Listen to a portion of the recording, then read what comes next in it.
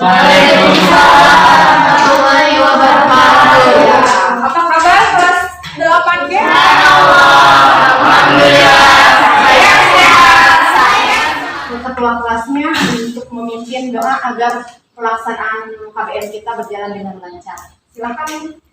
Sebelum belajar mari kita berdoa dan hati iman.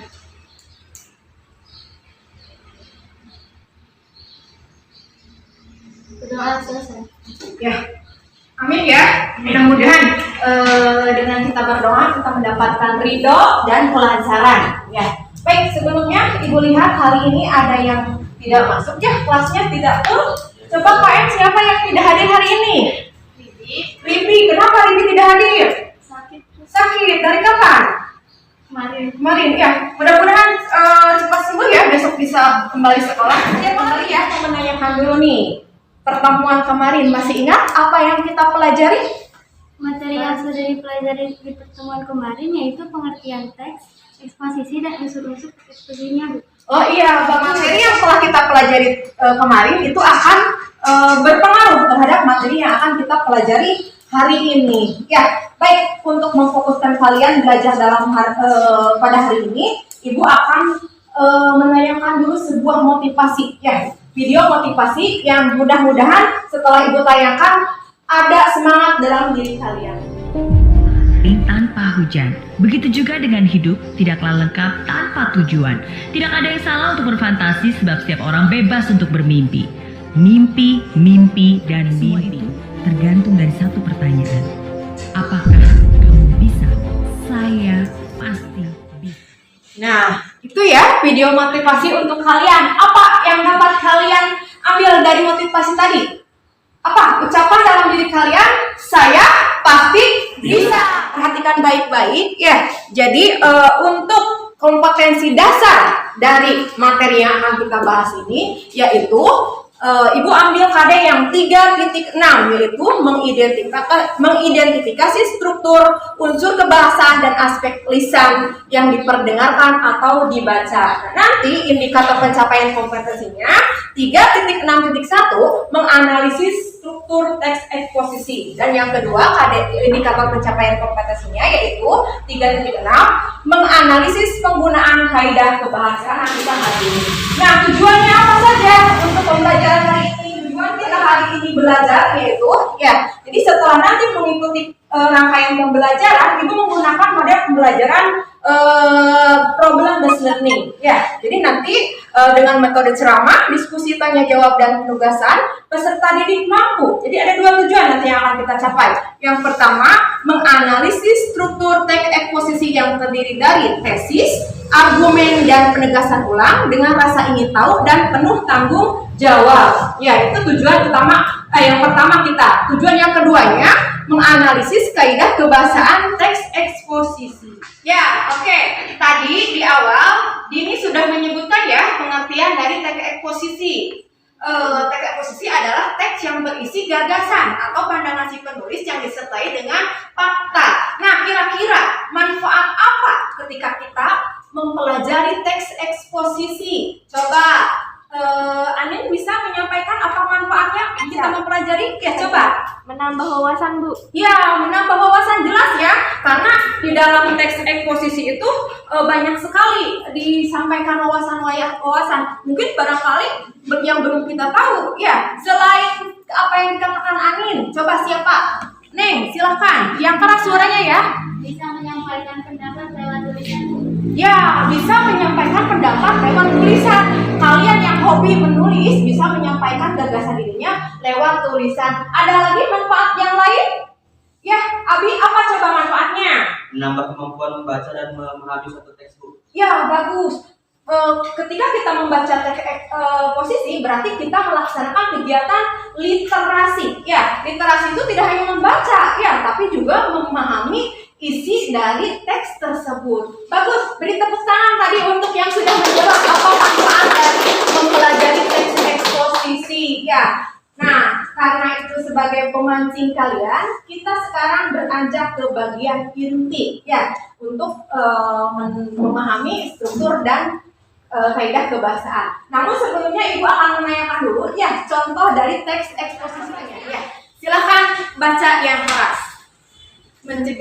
Mencegah penyakit stroke dan jantung. Ya. Stroke dan jantung adalah penyakit yang sangat berbahaya di dunia. Berdasarkan data WHO tahun 2017, penyakit ini merupakan pembunuh manusia nomor 1 dan 2 di dunia.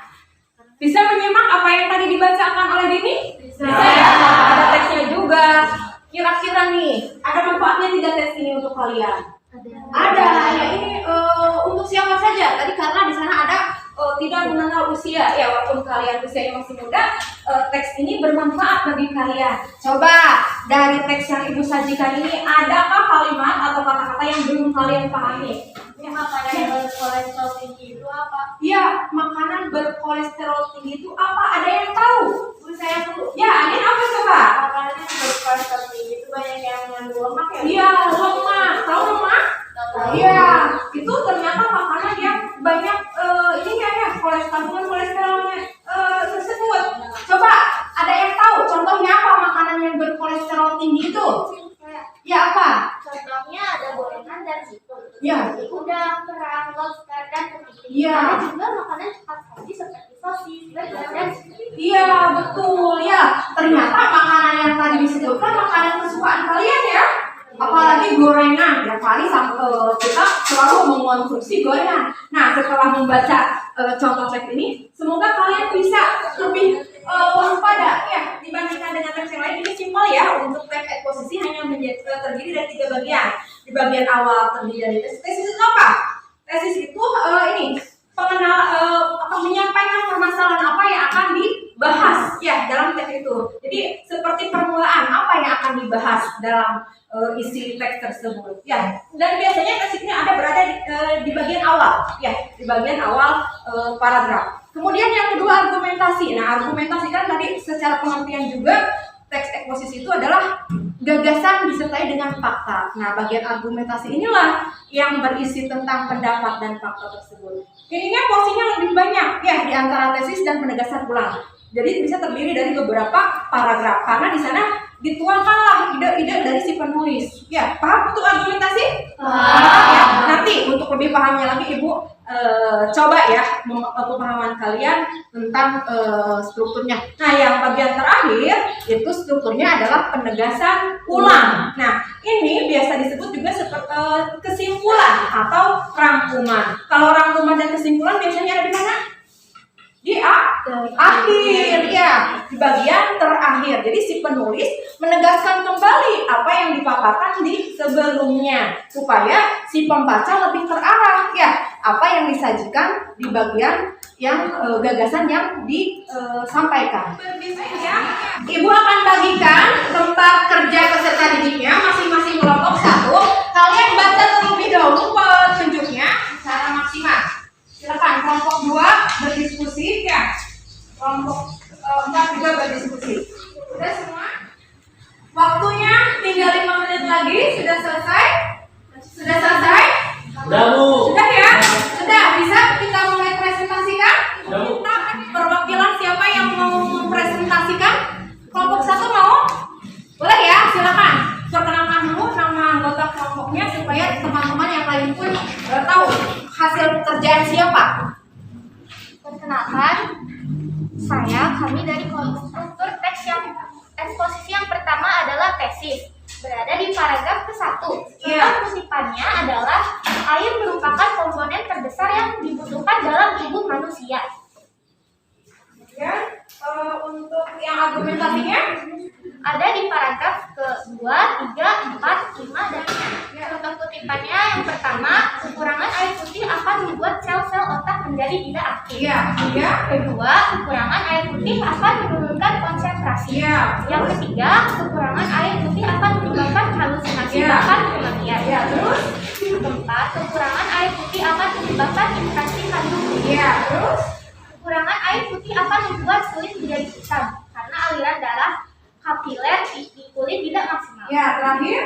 Terakhir, kekurangan air putih akan mengganggu fungsi ginjal. Oleh karena itu, minumlah air putih yang cukup setiap harinya. itu argumennya ya, argumentasinya. Kalau untuk penegasan ulangnya, Untuk penegasan ulangnya berada di paragraf ke-7. Jadi, contoh kutipannya, jadi jangan malas untuk minum air putih. Kita harus memperhatikan kesehatan Bagus. Kelompok yang lain setuju dengan apa yang disampaikan oleh kelompok 1? Setuju. Sama hasil pekerjaannya? Sama. Iya. Ada yang berbeda dari kelompok 2? Tidak, sama ya? Sama persis. Berarti pemikiran kalian sama dan memang tepat. Itu jawabannya. Ya. Jadi beri tepuk tangan untuk kelompok 1 yang sudah mempresentasikan. Dari kelompok 4 dari sampingnya Intinya. beda kemasan eksposisi kata teknis Apa saja? hasil pengamatannya enzim guru besar sel-sel Bentar, otak jangan terlalu keras. Apa enzim? enzim Guru besar. sel-sel otak Ya. fungsi kognitif halusinasi Ya. dehidrasi Terus? infeksi kandung kemih Ya. bakteri aliran darah kapiler dan urine. Urin. Ya, urin. Ya, urin. Ternyata banyak ya kata teknisnya atau istilahnya.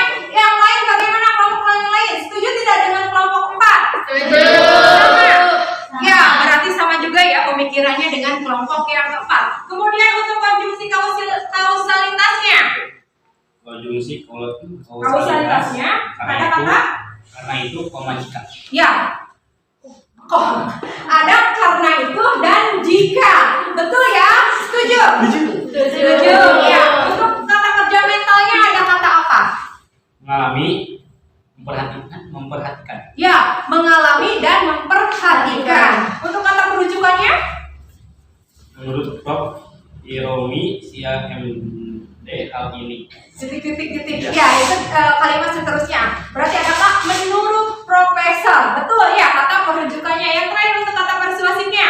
Kita harus. Berarti ajakannya ya. Ajakannya dari si penulis ada kita harus. Bagus. Setuju berarti hasil dari kelompok 4 dengan kelompok yang lainnya? Setuju. Tepuk tangan untuk kelompok 4. Terima kasih Iqbal yang mewakili kelompok 4. Wah, sepertinya kalian hebat-hebat ya. Apa yang kita maksud untuk mencari struktur dan kaidah kebahasanya sudah bisa menemukan. Nah, silahkan Ibu akan bagikan post-testnya. Ini tidak bekerja sama ya, dikerjakannya individu. Jadi untuk pemahaman secara individu. Ibu hanya memberikan waktu kalian 7 menit. Ya, soalnya berupa PG, kalian langsung jawab. Ingin ada refleksi, ya refleksi dari pembelajaran yang kita lakukan hari ini. Coba Ibu ingin bertanya kepada kalian, apakah kalian sudah paham dengan pembelajaran kita hari ini? Pertemuan yang akan datang ya. Coba kalian siapa nih nanti di rumah cari contoh teks eksposisi minimal 2 buah, ya dari berbagai sumber, bisa dari koran, majalah maupun internet. Paham? 2 buah contoh untuk temanya bebas ya. Nah, terus tugas yang selanjutnya adalah kalian analisis tutur dan kaidah kebahasaan. Bukan dulu pertemuan kita hari ini. Apa kesimpulan dari semua pembelajaran yang telah kita? Apa kesimpulannya? Jadi kesimpulan pembelajaran kita hari ini adalah struktur eksposisi itu terdiri dari tesis, argumen, dan penegasan. Ya. Ada lagi yang mau menyimpulkan selain tadi? Ya apa? Kaidah pembahasan yang terdapat pada teks eksposisi adalah kata teknis, konjungsi, kausalitas, kata kerja mental, kata perujukan, dan kata persuasi. Ya. Jadi tadi kesimpulannya kita sudah belajar strukturnya dan kaidah kebahasaannya. Baik, alhamdulillah sekali lagi puji syukur ya kita sudah bersama-sama melewati pembelajaran hari ini. Tadi tugas sudah Ibu sampaikan ya. Mari kita tutup saja pertemuan kita hari ini. Untuk KM, silahkan pimpin doa untuk mengakhiri pembelajaran kita hari ini.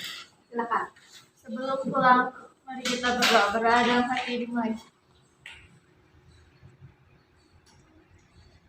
Berdoa selesai. Ya, amin. Terima kasih ya Ibu sampaikan untuk kalian semua. Ibu akhiri saja untuk pertemuan kita hari ini dengan ucapan salam. Wabillahi taufiq wal hidayah. Wassalamualaikum warahmatullahi wabarakatuh. Sampai bertemu lagi. Waalaikumsalam warahmatullahi wabarakatuh.